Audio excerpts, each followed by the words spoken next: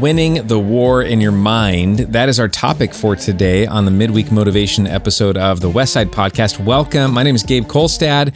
This is Nancy Castile, psychologist and coach, joining me to kind of talk about how do you manage your mind? How do you manage your life? You know, we've jumped into a series at Westside about winning the war in your mind. And so we want to follow up here to give you some practical tips here in the middle of the week. You know, a lot of times I feel like my mind is sort of like driving the car of my life. I don't know if you feel that way. Yep. Or if it was a business, my mind's the CEO of my life, like making the calls, calling the shots. And yet that my body, the rest of my life, everything's connected. You've done some research on the connection between our minds or brains and our bodies, and how we then can gain a measure of direction or, influence over our lives. So tell us what you've learned or what we should know about this aspect of our lives. Well, thanks again for having me, Yeah. Gabe. It's always a pleasure. Well, I wanted to step back, and you and I have chatted about a number of things and about the mind. And I want to step back because if you guys have heard me speak before on our podcasts, I've given a number of you've heard a number of my kinds of, hey, do this, no, don't do that. Mm-hmm. But I want to step back for a second and just talk about some foundational ideas about the mind, the brain, and the body. Okay. And add in also relationships to that, so that we're really getting a perspective on the human experience. And what I'm gonna kind of nerd out for a minute about the science of the mind. And when I say that, I don't want to scare anybody off because I don't believe that God or science are mutually exclusive. I don't either. And I think for the record, don't we look at scripture and realize God created science? So why should we be skeptical about it? Right. And so really just when I say the science of the mind, it's really just understanding our human nature and the human experience. Yeah. And so I want to have you guys picture a triangle. And in that triangle, I want to have you think of the embodied brain. So you think embodied brain, what is that? Well, that's the brain, which is also interacting constantly with our body. Mm-hmm. Our brain is sending signals throughout our body all the time. And it's also getting feedback. It's like a feedback loop. Mm-hmm. It's like the feedback goes to the brain says, I'm going to raise my right hand. And then the right hand gets cold and says, hey, my right hand is not cold, and tells the brain that, and we need to do something different. So the embodied brain, which is also the energy and information flow within us, okay? And relationships, the energy and information flow between us. Okay. And then the mind. And the mind is connected to both of those. So the mind is connected to the brain, the embodied brain. The mind is connected, so the information flow within us. The mind is connected to the information flow and energy flow between us. Okay? So if we think about that, let's go for a second to the brain. What is the brain all about? Like I said, it's about energy and information flow. And it's deeply interconnected with all the systems of our body. What do I mean by that? Well, let's take, for instance, our biome, our own unique biome, which is like the microorganisms, the things that live within our intestines. Okay, that definitely communicates strongly with our brain. Okay, there's a massive feedback loop that goes to our brain. I think a lot of people resist that thought because they think, no, my brain is my brain, and it's totally in control. Well, the brain is in control, but the brain is in control of everything. Yeah. So the stomach wouldn't be doing anything if the brain wasn't connected. Yeah, but you're saying that those things also influence They the also brain. impact it because it's a loop. Yeah. So let's think of it's that idea of we are what we eat, kind of thing. So, so if you think about your preferences for foods and then your tendency to act in one way or the other are not also mutually exclusive. Sure. They can be interconnected. And so, basically the brain is constantly getting information by what we're doing within and what is going on within us. Okay. Then we go, and the cool thing is we can make change throughout our lifespan to the brain. So that I do want to give that. So you're saying we're not influence wired. Our own brain. Well, we can do it by, why do people say, we could just sit here and talk about the things to do. Like people say to eat breakfast. People say, don't eat, like kind of the fog of carbohydrates or, whatever. Right. But the reality is it's because there is an information and energy flow within the body. That is what the brain is all about. And so the brain actually makes changes when it gets feedback, and then it tells the body to do other things. So it's let me ask you a kind of an unscripted question. Sure, yeah, totally. Do you think that there's something separate from the brain, which is the will, that could influence the brain? Well, but I think in some ways, I would probably say that the will is more tied to the mind. Okay, so you're saying the mind and the brain are two different things. Well, they are connected. Yeah. Okay, because like I was saying, the mind. Sorry, you guys, if you've got smoke coming out of your ears right now, it's because we are going to kind of a deep level of thinking here. Well, and the reason to do this is because in our society, so in my practice, but also just in our society, what I would love to see is people be able to make some long-lasting change within themselves. Yeah. And I don't think you can make that long-lasting change without having an understanding of who you are and how you operate. That's good.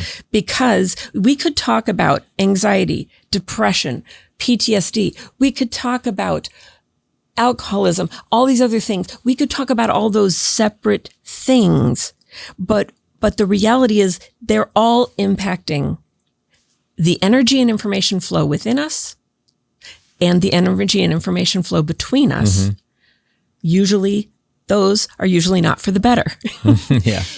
But there's reasons why that is. And the cool thing is they can change. But if you don't understand the underlying interplay, then you're likely going to only be addressing almost like the symptom. Right. Yeah. And I want people to be able to understand, hey, so if your mind, which has this inner, and again, I'm going to sound like a broken record because I'm really trying to drive it home. Your brain is directing, is all about information and energy flow. Now, that's within you. Our relationships, which are like sculptors. Our relationships are like sculptors in the brain. So from a very young age, especially those early relationships, those also are sculpting the connections in our brain because they help us to know, are we secure? Are we not secure? Our temperament, all of these things are all interconnected, whether within us or between us. They're influenced whether within us or between us. Does that make any sense? Yeah, it sure okay, does. So then the mind is this amazingly powerful interplay that can, in the mind is where, so think of it this way. The mind is a self-organization tool. It's a self-organization, I don't know how to say it exactly. It's a tool that allows you to modulate, first monitor what's going on. Let's monitor what's happening, whether it's what's my stomach feel like, or how am I getting along with Gabe right now?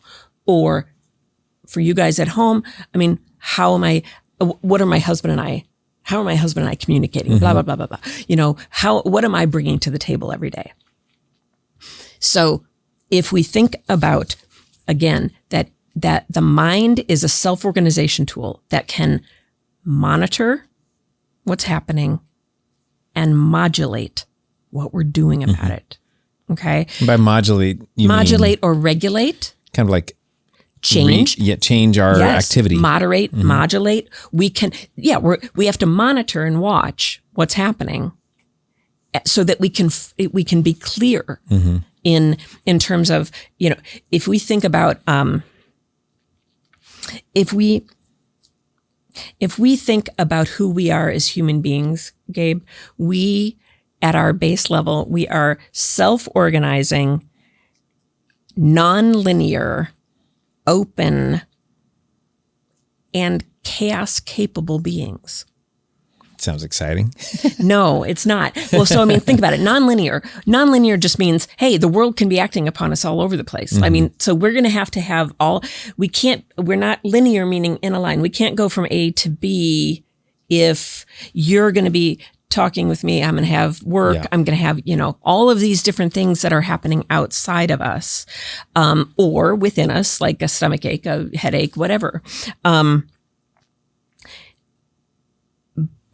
That's the nonlinear. Open, because again, we're having to deal with the influences that are outside of us.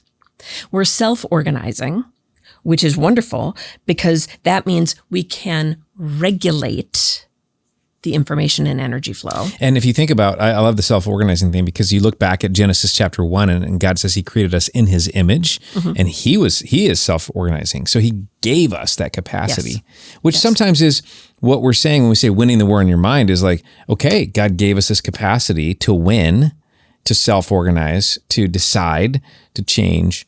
And that's the big piece. Right. Yeah. Well, and we're taught. So basically, if that's how we are, because again, life is going to play on us. Chaos capable is solely because, and I took a note and I just want to write it down because I wanted to make sure I said it right.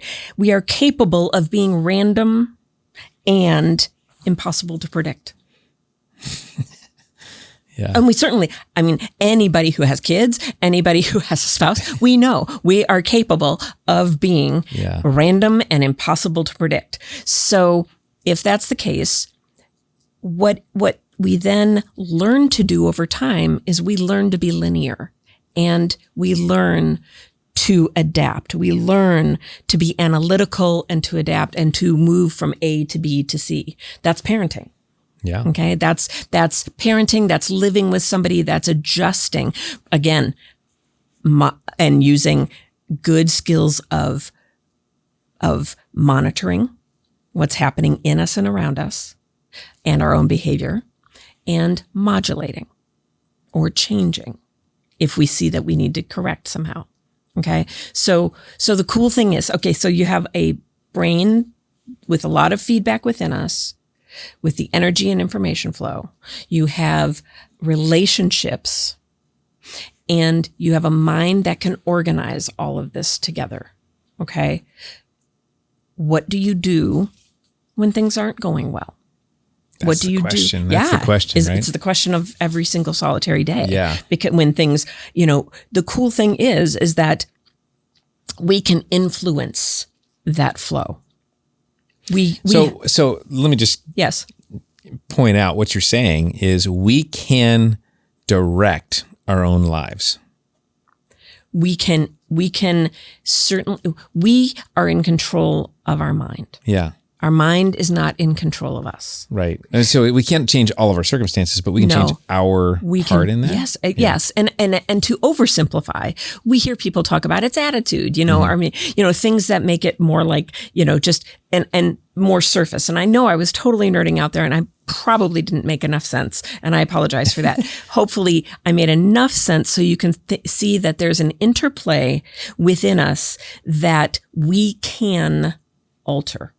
We have that ability to do that. How do we do it? We do it by being intentional.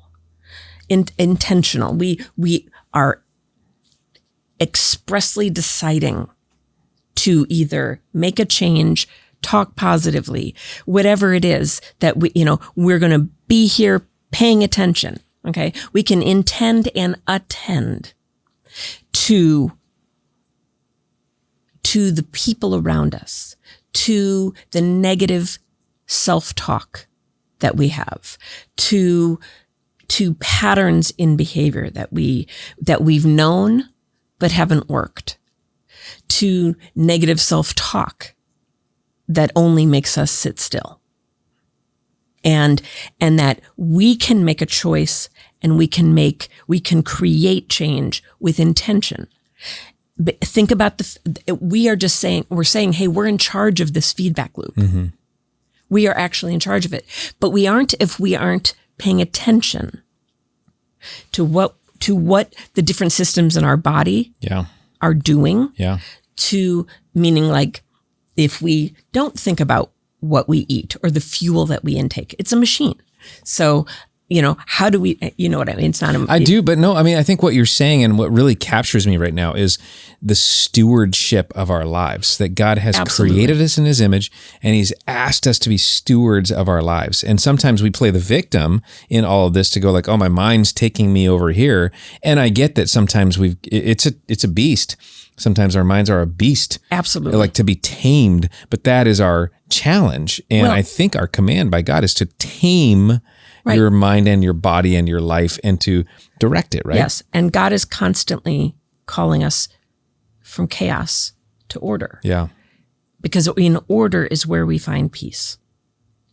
And so if we don't see that we have, that's why if you think about anything, I want you to think about the energy and information flow within your body and between people in your world. Because if you can change that energy flow, that information flow in your body, the information flow between is your words and your nonverbals. What are nonverbals? Your tone of voice, how you are posturing yourself in talking. Are you, puffing up?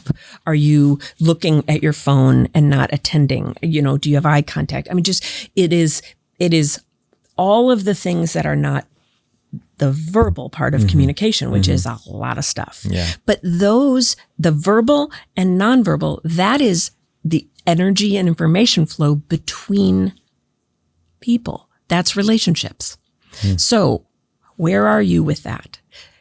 Do a little monitoring, do a little modulating or moderating, which means change the stuff that's not working. Change the stuff, one big thing that's been coming up a lot, and I don't know why, it's just come up a lot where people are feeling very much like they have to defend themselves in like they have past hurts. And so they're feeling very defensive in their relationships. And so it's monitoring that. And it goes down to like even that, wait, is that the person who made me feel like I need to defend? Oh, wait, no, that was my dad, that kind of thing. Versus, oh, wait, that's my husband. He doesn't, but I'm taking past hurts. I'm taking things that have helped to shape. I mean, keep in mind, I said the sculptor, your past experiences are sculpting those connections in your brain, but they don't have to stay there. They can be altered, but they can't be altered if we don't think about them.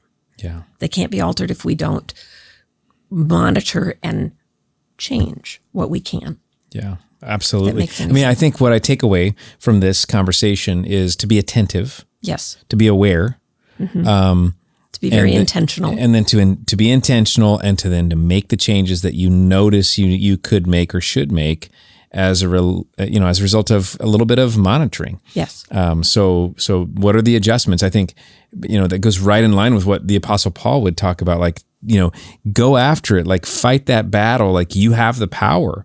And I think what we learn about God and how he has brought us into his family through Jesus is that he's restoring us. We were talking earlier about the idea that Jesus always wants to put it back like it was supposed to be in the first place. We were always supposed to be able to monitor and modulate. Yes. We've sort of lost control of that along the way, right? But we're supposed to recapture that and be able to be in control or in charge of this thing that he's created us to be in charge of, which is our body, our life. Definitely. And so thank you, Nancy, for sharing your wisdom on how all this stuff works. Absolutely. And we hope that you'll continue with us through this series of Winning the War in Your Mind. We've got more good stuff to share each week. Hope you'll do two things right now. One is, would you subscribe and share as you think about those in your life that might need some good news or some helpful information? We'd love for you to subscribe and then share. And then secondly, we'd love for you to stop by a Westside service sometime. You could do it this weekend, either online or in person. You can find out more at westsidecommunitychurch.com. But we thank you for being here with us today. We hope you have a great week.